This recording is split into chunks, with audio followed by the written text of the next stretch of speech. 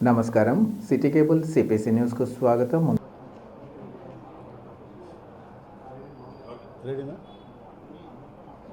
Media మిత్రులకందరికీ కూడా నమస్కారాలు.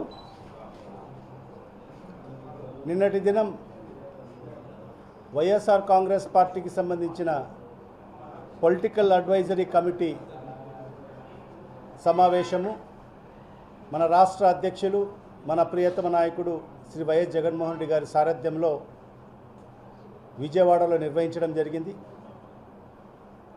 మరి ఈ పొలిటికల్ అడ్వైజరీ కమిటీ యొక్క సమావేశంలో అనేక అంశాలను కులంకుశంగా చర్చించడం జరిగింది.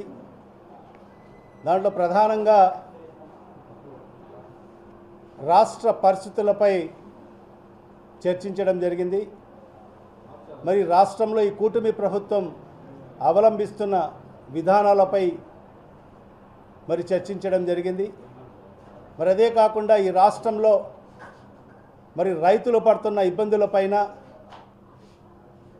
మరి ఏదైతే ఈ కూటమి ప్రభుత్వం ఎన్నికల ముందు రైతులకందరికీ కూడా హామీలు ఇచ్చి మరి ఆ హామీలు ఏ ఒక్కటి కూడా అమలు చేయకోకుండా రైతులందరినీ కూడా విస్మరించిన పరిస్థితిలో మరి ఈ రాష్ట్రంలో రైతన్నలందరూ కూడా ఇబ్బందులు పడుతున్న పరిస్థితి నుంచి మరి వాళ్లకు పండించిన పంటలకు కూడా గిట్టుబాటు ధర మరి రాష్ట్ర ప్రభుత్వం కల్పించలేదని చెప్పి మరి అనేక అంశాల మీద కూడా మరి నిన్న పిఎస్సిలో చర్చించడం జరిగింది.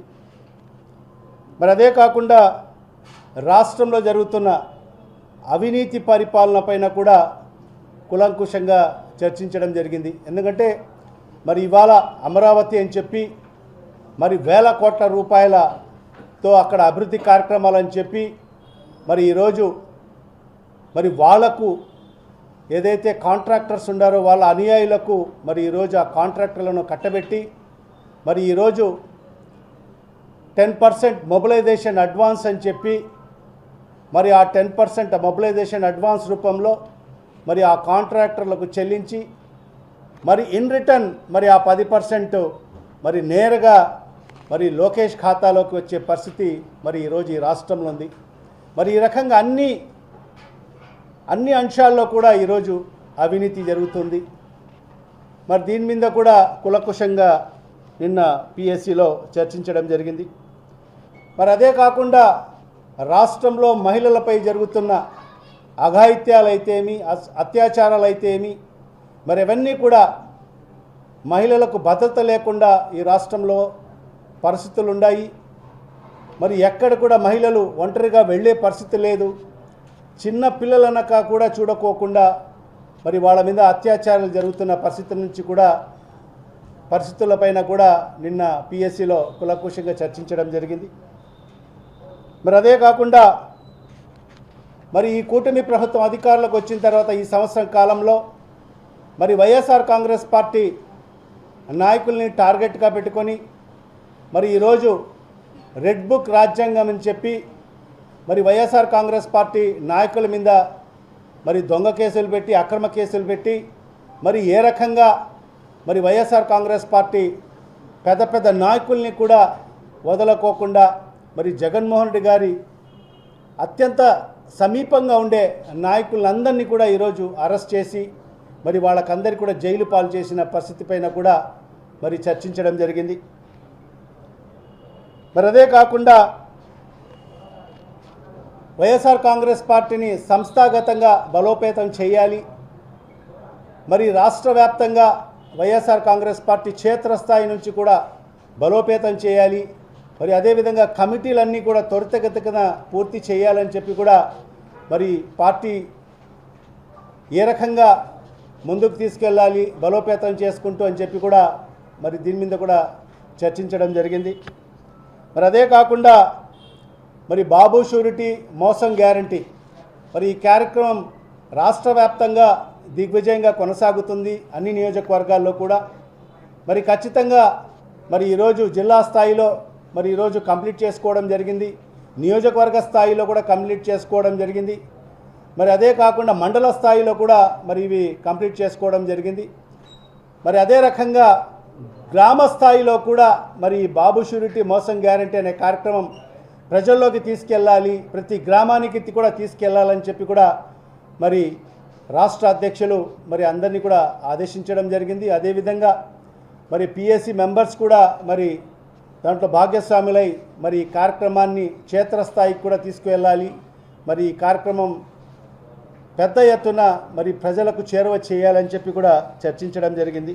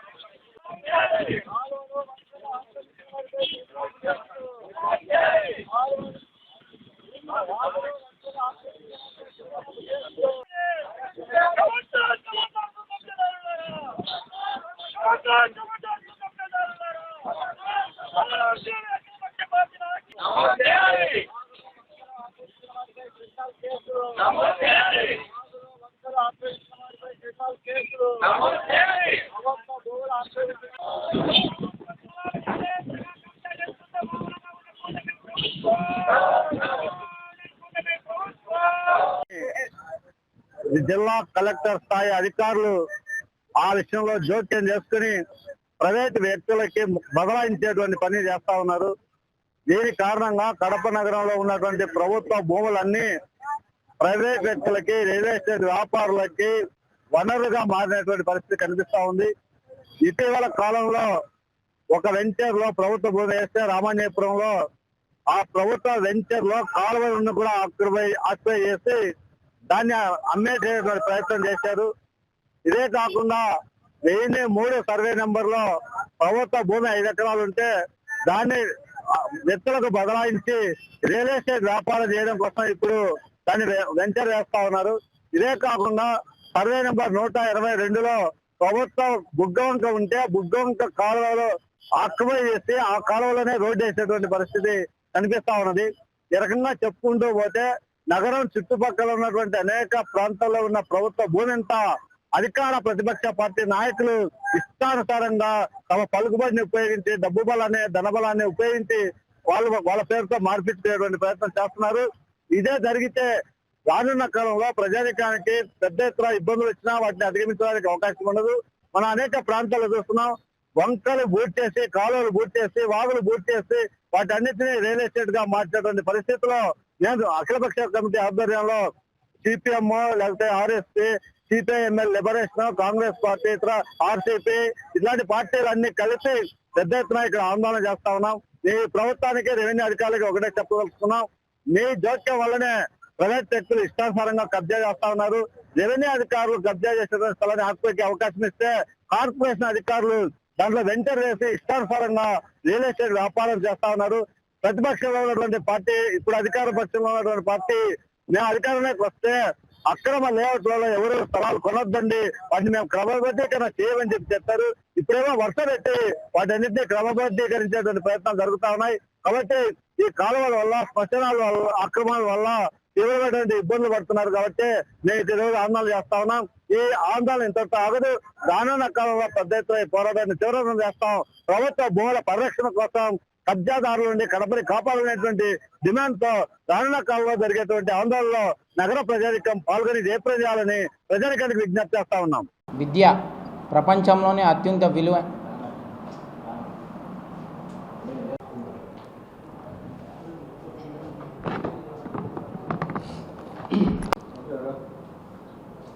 విద్య పిల్లలకు మనం ఇచ్చే వెలకట్టలేని ఆస్తి, ప్రపంచంలోనే అత్యంత విలువైన ఆయుధం. అలాంటి విద్యని ఒక పేదోడి కళ, ఒక మధ్యతరగతోడి ఆశ, తన పిల్లల్ని బాగా చదివించుకోవాలా ఉన్నత విద్యని. అలాంటి కళని, అలాంటి ఆశని నెరవేర్చిన నాయకులు మన భారతదేశంలో ఇద్దరు. ఒకరు దివంగత నేత ప్రియతమ నాయకుడు రాజశేఖర రెడ్డి గారు, ఇంకొకరు మా దైవం జగన్మోహన్ రెడ్డి గారు. ఏ విధంగా ఫీజు రీయింబర్స్మెంట్ తీసుకొని వచ్చి ఎన్నో లక్షలాది మంది పేద బడుగు బలహీన వర్గాల వాళ్ళకి ఉచిత విద్య అందించిన ఘనత రాజశేఖర రెడ్డి గారికి దక్కుతుంది. అలాగే ఫీజు రీయింబర్స్మెంట్తో కేవలం బీటెక్ డిగ్రీ వాళ్ళకే అందుతుంది. ఎల్కేజీ నుంచి ఇంటర్ వరకు కూడా వాళ్ళకు కూడా మనం ఆర్థిక భరోసా ఇవ్వాలనే ఉద్దేశంతో అమ్మఒడి అనే గొప్ప కార్యక్రమం దేశంలో ఎక్కడా లేని విధంగా మొట్టమొదటిసారిగా మన రాష్ట్రంలో మా దైవం జగన్మోహన్ రెడ్డి గారు తీసుకురావడం జరిగింది. దాని ద్వారా జగన్మోహన్ రెడ్డి గారు ముఖ్యమంత్రిగా దిగిపోయినప్పటికీ కొత్తగా ముఖ్యమంత్రిగా ఎన్నికైన చంద్రబాబు నాయుడు గారు వచ్చినప్పటికీ ఇప్పటికీ ఏడాది పూర్తవుతుంది. ఈ ఏడాదిలో దాదాపు ఫీజు రీయింబర్స్మెంట్ నిధులు ప్లస్ వసతి దీవెన నిధులు 6,200 కోట్లు బకాయిలు. మన రాష్ట్ర చరిత్రలో ఎప్పుడు కూడా ఈ విధంగా బకాయిలు ఎప్పుడూ లేవు. అలాగే వసతి దీవెనను నాడు నేడు కార్యక్రమాన్ని కూడా పక్కన పెట్టేసిన ప్రభుత్వం కూటమి ప్రభుత్వం. నిజంగా ఈరోజు కళాశాలలు చూస్తే ముందు కళాశాలలో నిర్భయంగా హాయిగా ప్రవేశించే రోజుల నుంచి భయంగా అడుగుపెట్టే రోజులు తీసుకొని వచ్చింది కూటమి ప్రభుత్వం. ఫీజు రీయింబర్స్మెంట్ నిధులు అందక ఎంతోమంది విద్యార్థులు ఇవాళ రోడ్డుల పాలవుతున్నారు. ఎంతోమంది పేద విద్యార్థులు ఫీజులు కట్టలేక ఆత్మహత్యలు చేసుకునే పరిస్థితి కూడా వచ్చింది. లోకేష్ గారు ట్విట్టర్లో గత జూన్ నుంచి ఈ జూన్ వరకు దాదాపు 4 సార్లు ఫీజు రీయింబర్స్మెంట్ నిధులు మేము విడుదల చేస్తున్నామని చెప్పడమే జరిగింది. ఆయన నిజంగా ట్విట్టర్లో పోస్ట్ చేయడం తప్ప దాన్ని అమలు చేయడంలో నోచుకోవడం లేదని నిజంగా ఒక ముఖ్యమంత్రి కొడుకు ఒక విద్యాశాఖ మంత్రి గారు చెప్పినా కూడా ఈ కూటమి పరిపాలన ఇప్పటి వరకు నిధులు విడుదల కాలేదంటే నిజంగా విద్యార్థులపైన ఏమన్నా కొంచెమైనా చిత్తశుద్ధి ఉందా అని నేను అడుగుతున్నా. అలాగే తరగతి గదుల్లో ఉండాల్సిన విద్యార్థులు ఇవాళ బయట తిరుగుతూ ర్యాలీలకని ఫీజు రీయింబర్స్మెంట్ నిధులు పడలేదని బయట తిరుగుతున్నారు. అలాగే పెన్ను పట్టుకోవాల్సిన చేతులలో ఇవాళ ప్లేకార్డ్ పట్టుకొని నిరసన తెలుపుతున్నారు. నిజంగా ఫీజు రీయింబర్స్మెంట్ నిధులు ఎందుకు విడుదల చేయాలనేది మాకు ఇప్పటికి కూడా అర్థం కాని ప్రశ్న. ఎందుకంటే ఇప్పటి వరకు చూస్తే కూటమి ప్రభుత్వం వచ్చి 14 నెలలు అవుతుంది. 14 నెలల్లో దాదాపు 1,85,000 కోట్ల రూపాయల అప్పు తీసుకురావడం జరిగింది. అంటే నిమిషానికి చంద్రబాబు నాయుడు ప్రభుత్వం 30 లక్షలు అప్పు తీసుకుంటుంది ఒక నిమిషానికి. అంటే గంటకి 18 కోట్లు, అంటే రోజుకు దాదాపు 430 కోట్లు, అంటే నెలకి దాదాపు 12,000 నుంచి 13,000 కోట్లు. అంటే దాదాపు నీకు 14 నెలలకు గాను 1,85,000 కోట్ల రూపాయల అప్పు తీసుకోవడానికి నీకు డబ్బు ఉన్నప్పుడు కేవలం వసతి దీవెన ఫీజు రీయింబర్స్మెంట్ నిధులు 6,200 కోట్లు విడుదల చేయడానికి నీకు మనస్సాక్షి లేదా అని చంద్రబాబు నాయుడు గారిని అడుగుతున్నా. నిజంగా ఆనాడు 2019లో ముఖ్యమంత్రిగా చంద్రబాబు నాయుడు దిగిపోయినప్పటికీ దాదాపు 20 లక్షల మంది విద్యార్థులకు 1,700 కోట్ల రూపాయలు బకాయిలు పెట్టిపోతే ఇదే మా జగన్మోహన్ రెడ్డి గారు ముఖ్యమంత్రి అయిన వెంటనే ఒక్క నెలలోనే ఆ 20 లక్షల మందికి విద్యార్థులకు 1,700 కోట్ల రూపాయలని నిధులను విడుదల చేయడం జరిగింది. ఆ ప్రభుత్వం బకాయిలు పెడితే మా ప్రభుత్వంలో వాటిని విడుదల చేయడం జరిగింది. అదొక్కటే కాకుండా ఈ 5 సంవత్సరాల్లో వసతి దీవెన ఫీజు రీయింబర్స్మెంట్ నిధుల కింద దాదాపు 18,450 కోట్ల రూపాయలని మా వైఎస్ జగన్మోహన్ రెడ్డి గారు విడుదల చేయడం జరిగింది. నిజంగా ఎంత చిత్తశుద్ధి ఉంటే, ఇంత విద్యార్థులపైన యువతపైన ప్రేమ ఉంటే ఏ ఒక్కరోజు కూడా కరోనా లాంటి మహమ్మారి వచ్చినా కూడా విద్యార్థులకు అండగా నిలబడిన ప్రభుత్వం ఏదైనా ఉందంటే వైఎస్ఆర్ కాంగ్రెస్ పార్టీ ప్రభుత్వమే. ఎందుకు ఇన్ని కోట్ల రూపాయలు అప్పు చేస్తున్నా కూడా చంద్రబాబు నాయుడు గారు ఫీజు రీయింబర్స్మెంట్ నిధులు విడుదల చేయడం లేదు అంటే దాని అర్థం ఒకటే, ఆయనకి ప్రభుత్వకు సంబంధించిన పాఠశాలలు కానీ ప్రభుత్వ కళాశాలలు కానీ నీరు గార్చాలా, ఏ విధంగా అయితే కార్పొరేట్కి దాసోహం కావాలా. ఇప్పటి నుంచే కాదు, ఎప్పటి నుంచో చంద్రబాబు నాయుడు గారు ఒకటే చెప్తాడు, విద్య అనేది ప్రభుత్వ బాధ్యత కాదు అని. విద్య అనేది ప్రభుత్వ బాధ్యతే, ఎందుకంటే విద్యను అందించాల్సింది ప్రభుత్వమే. కోరి మిమ్మల్ని ప్రభుత్వాన్ని కోరుకున్నప్పుడు ప్రజలు మీరు విద్యను అందించాలా. అలాంటి మీరు ఉచిత విద్యను అందించకుండా తుంగలోకి తొక్కడం ఏమాత్రం సబబు ఇది? మీ సుపరిపాలనకు మంచి ప్రభుత్వానికి యోగాంధ్రాకి అయ్యే ఖర్చు డబ్బుల్లో కనీసం ఫీజు రీయింబర్స్మెంట్కి నిధులు విడుదల చేయలేరా?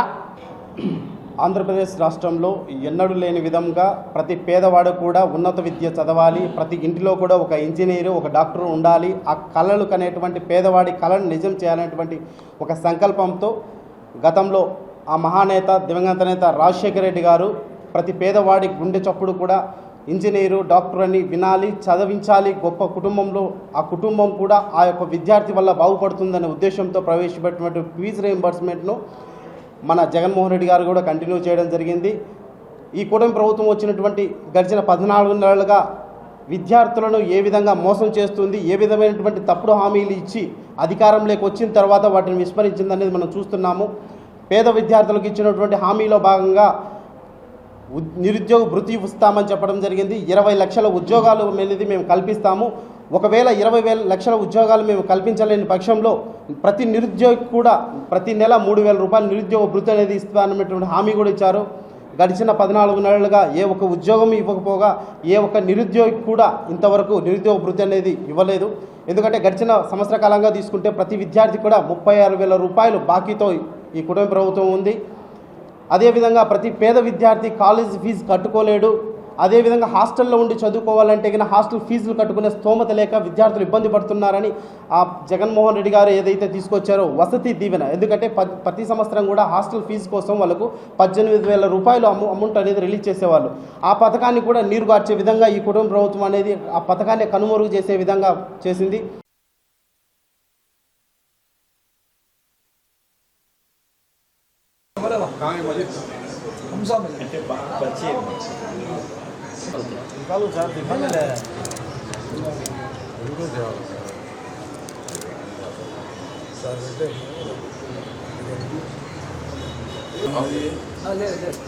हाथ में देव जरा कट्टा कट्टा हाथ में देगा तो चार ही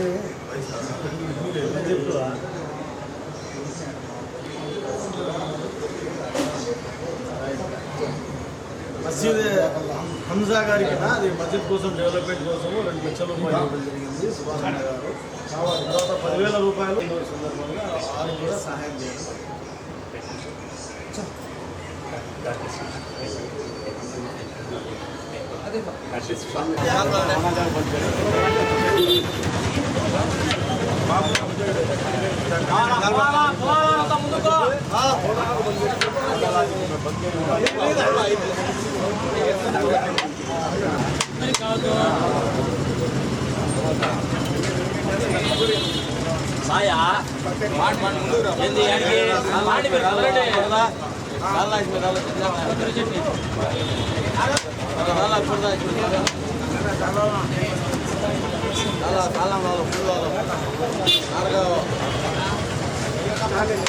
दबाव जरा दबाव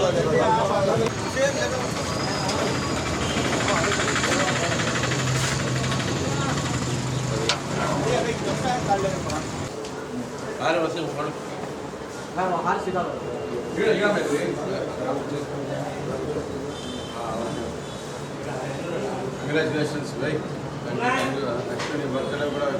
మా డివిజన్ తరపు నుండి సుభానన్న లేని సందర్భంగా ఊళ్ళో వేరే కార్యక్రమాలు ఉన్నారు. ఇన్ఛార్జ్ సుభానన్న తమ్ముడైనటువంటి సుల్తాన్ గారికి మా డివిజన్ తరఫున శుభాకాంక్షలు. అస్సలాము అలైకుం. అందరికీ నమస్కారములు.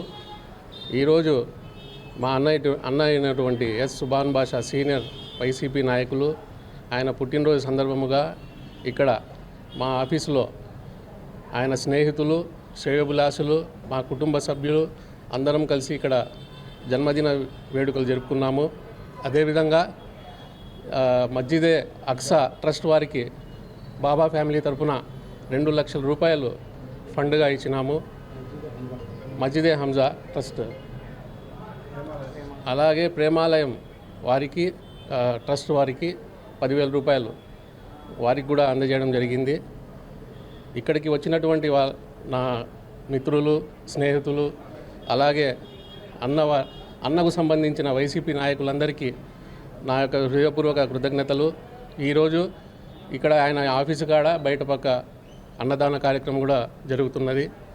ఇక్కడికి విచ్చేసినటువంటి ప్రెస్ వారికి కూడా నా కృతజ్ఞతలు, ధన్యవాదాలు. అస్సలాము అలైకుం. అందరికీ నమస్కారాలు.